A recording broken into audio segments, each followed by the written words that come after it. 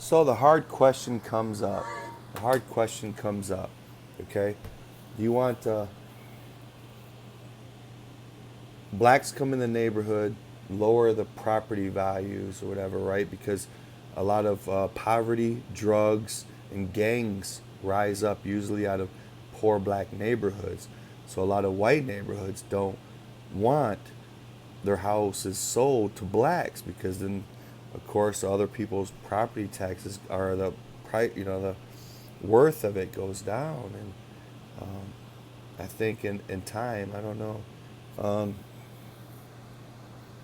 I think that's one of the arguments about it. So it's like, okay, well, can't we just want our culture, our white culture in a neighborhood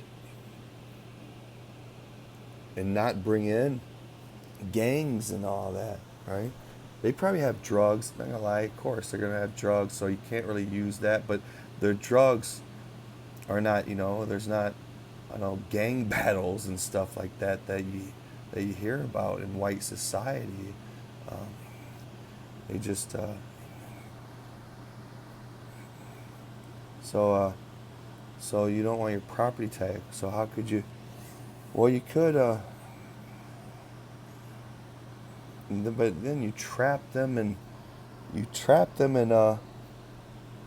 the good blacks. They say I got a 7-year-old kid that gives his life to Jesus Christ. He's a black kid, and he loves Jesus, and I don't want him in a drug infested, thug infested, roach city or neighborhood.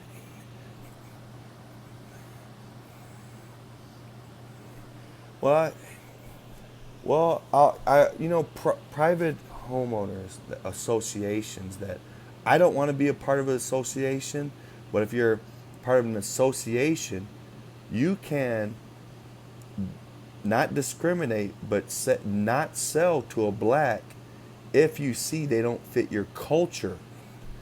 Now, if a black goes to get a house in your neighborhood and he's of the same culture, right?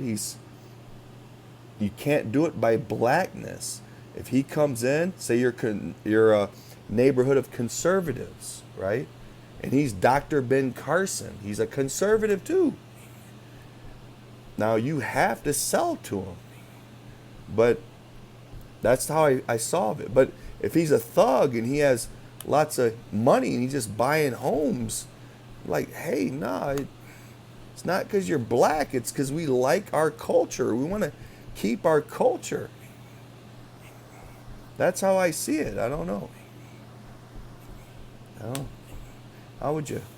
Another. Okay, this goes deeper. How would you prove it's culture and not race? Well, let me get back to you on that one. Let me have a coffee